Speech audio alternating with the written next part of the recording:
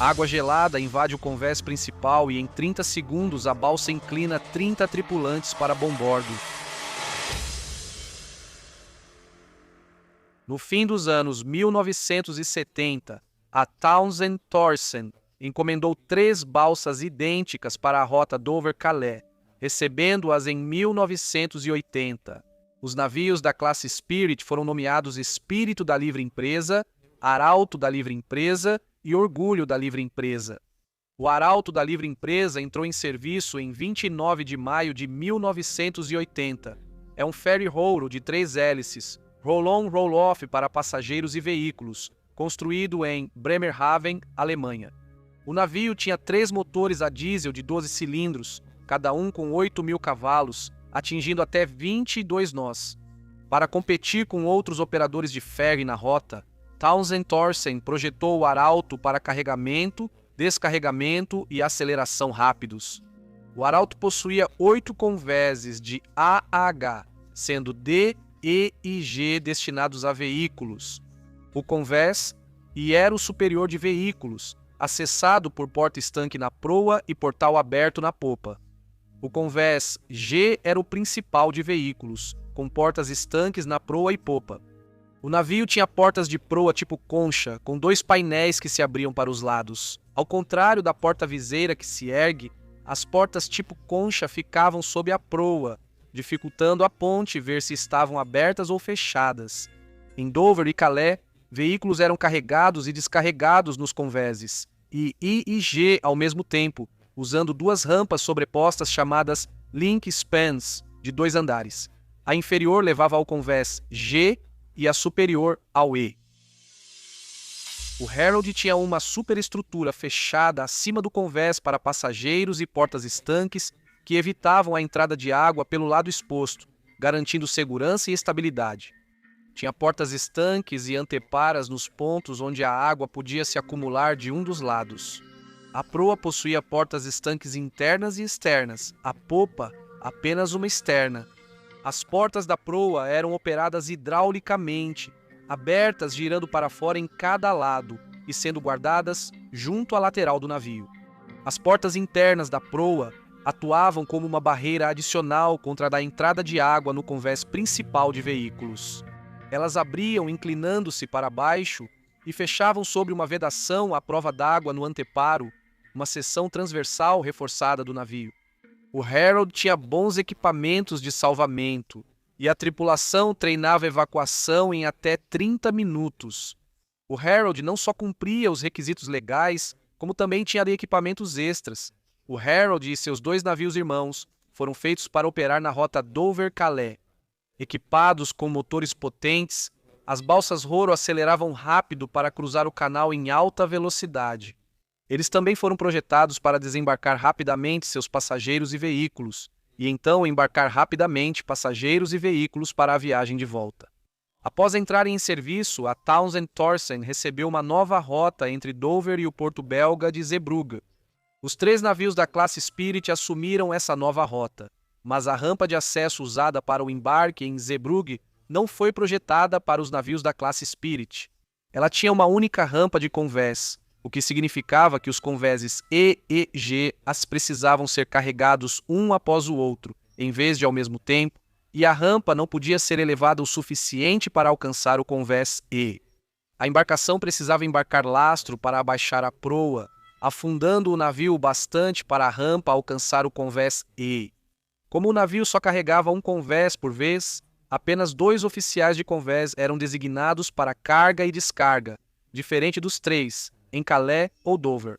Por isso, as funções dos oficiais em Zeebrugge eram organizadas de forma distinta das de Calais. Na rota Dover-Calais, os navios tinham 4 oficiais, comandante, 2 primeiros e um segundo oficial. Na rota Dover-Zeebrugge, só 3 oficiais eram empregados, comandante, primeiro e segundo oficial. Quando o Herald assumiu o serviço para Zeebrugge, o total de oficiais de convés, divididos em 5 turnos de revezamento, foi reduzido de 15 para 10 oficiais. Os 5 tripulantes extras foram realocados para outras posições na frota. Quando o Herald voltou ao serviço de Calais, em vez de seus 5 oficiais astras originais retornarem ao navio, oficiais de embarcações em manutenção foram designados para o Herald. Por causa desse sistema, a maioria dos oficiais temporários só precisava cobrir algumas funções. A principal preocupação deles era carregar o navio e navegar com segurança entre Dover e Calais. Eles passaram a se envolver menos com a inspeção de equipamentos ou organização da embarcação, porque isso não fazia parte de suas funções, o que fez com que a manutenção, as verificações de segurança, o treinamento da tripulação e o bom funcionamento do navio fossem prejudicados. Em 6 de março de 1987, no fim do inverno, o Herald começa a ser carregado no porto de Zeebrugge. Os tanques de lastro da proa do Herald são inundados para abaixar a proa durante o carregamento do convés E. Às 17h40, o carregamento termina e a rampa é transferida para o convés G. O imediato ordena que o tanque de lastro seja esvaziado para levantar a proa. Levará mais de 1 hora para bombear a água e trazer a embarcação ao calado normal. A viagem de sexta à noite de Zeebrugge para Dover está bem cheia. A maioria dos passageiros está retornando a Dover.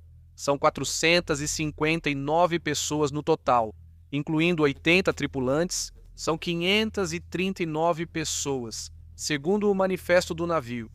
Há 81 carros, 3 ônibus e 47 caminhões de carga.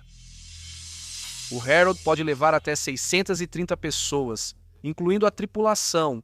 Então, o manifesto de passageiros está dentro do limite do navio. Mas o navio fica levemente sobrecarregado ao somar combustível, água, passageiros, tripulação e o peso de carros, caminhões e ônibus. Sobrecarga assim é comum, e o capitão avisa a administração em terra que estão sobrecarregados. O último oficial no convés deveria ser o contramestre assistente Mark Stanley, e é responsabilidade dele fechar as portas de proa antes que as amarras sejam soltas. Mas Stanley não está no convés. Ele foi para sua cabine fazer uma breve pausa depois de liberar o convés de carros quando chegaram.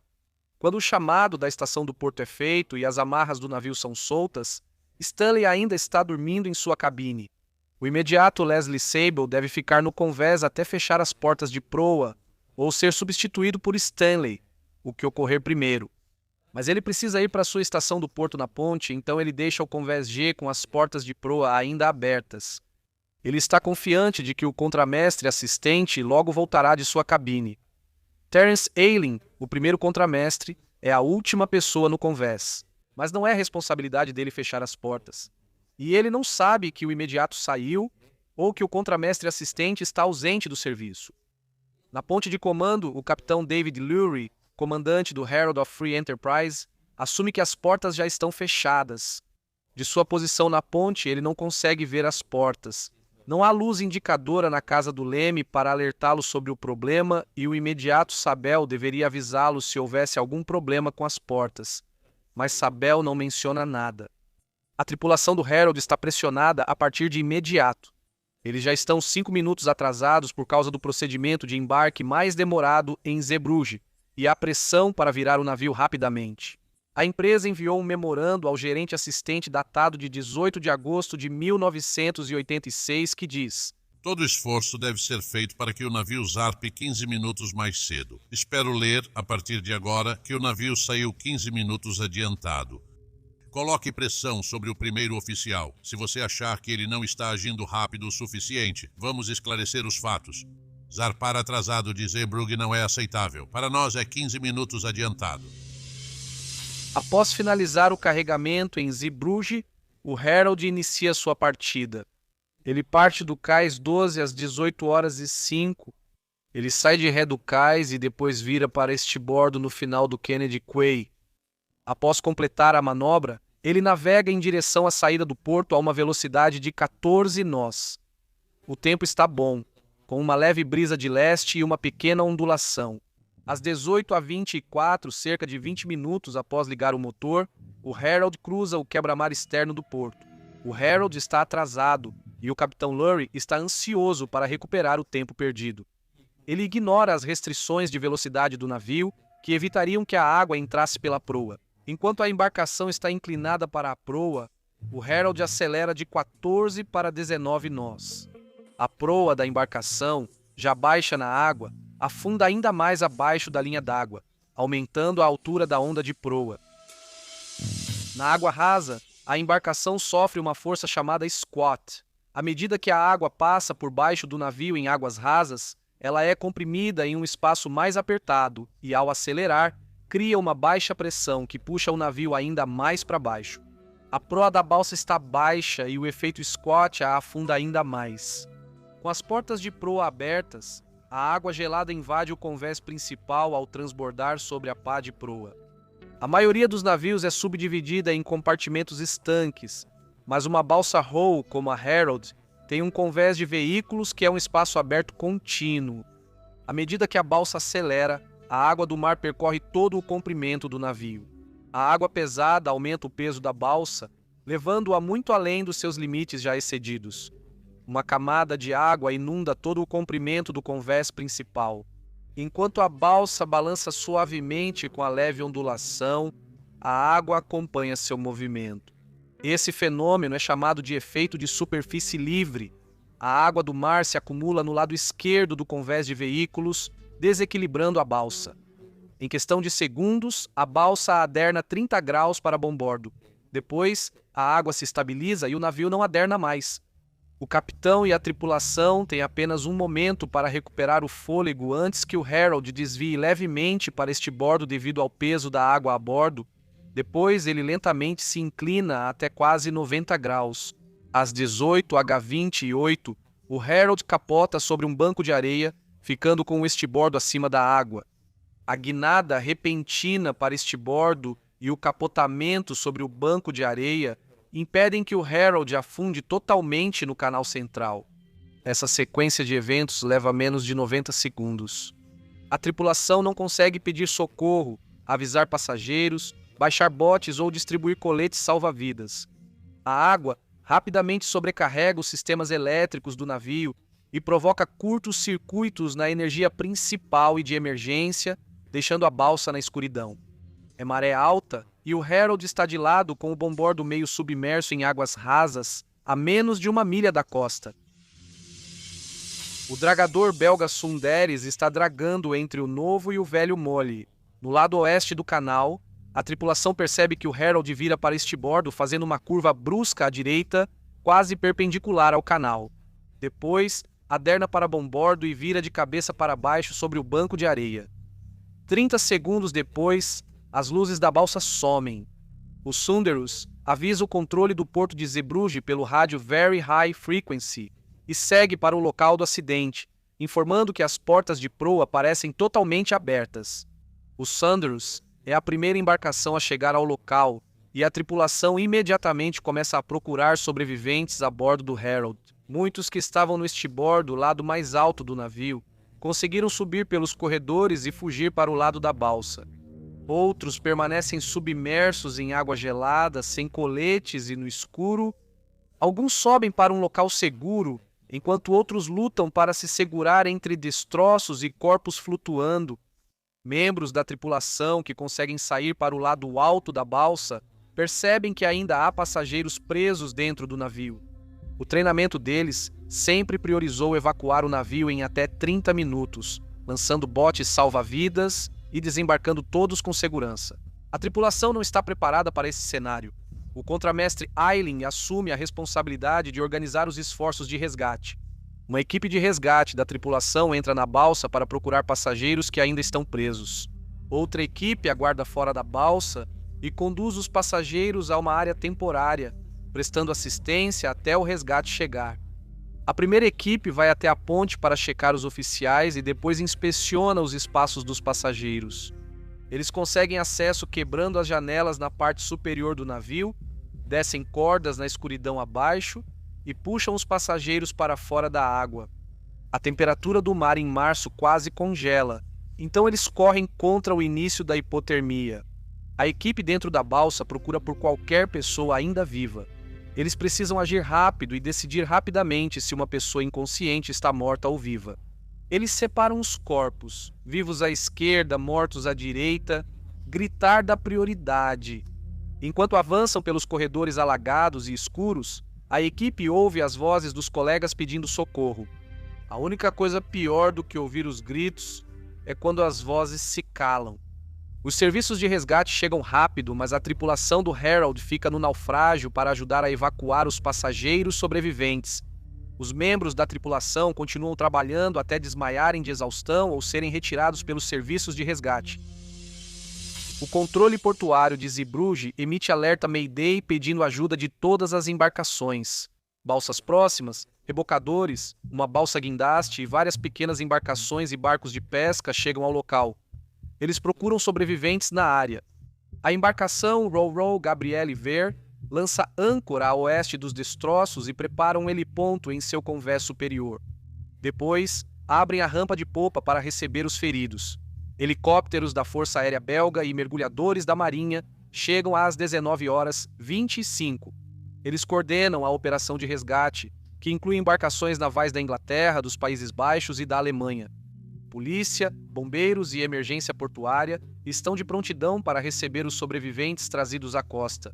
Frotas de ambulâncias estão preparadas para levar rapidamente sobreviventes a 6 hospitais em alerta máximo. Voluntários da Cruz Vermelha de vários setores se unem para apoiar sobreviventes e familiares.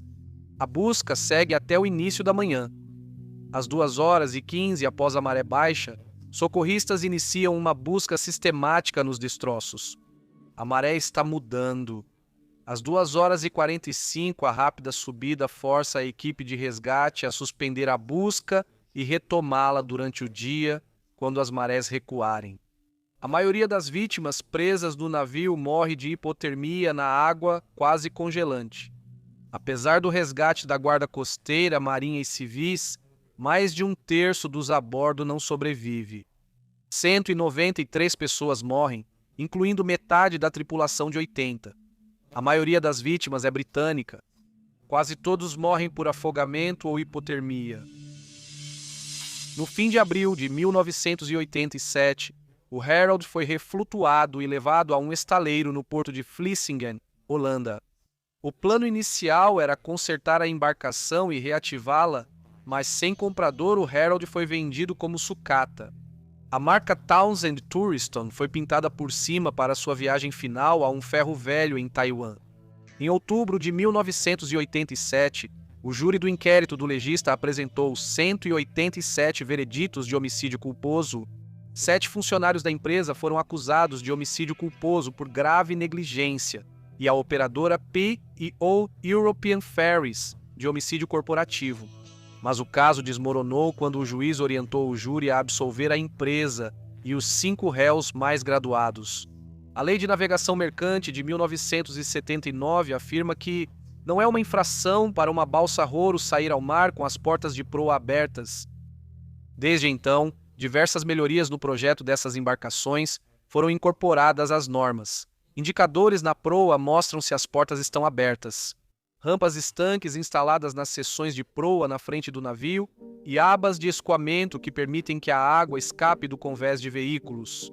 Em 1990, as regras sobre a altura entre o convés de veículos e a linha d'água aumentaram de 76 para 125 centímetros para novos navios Roro.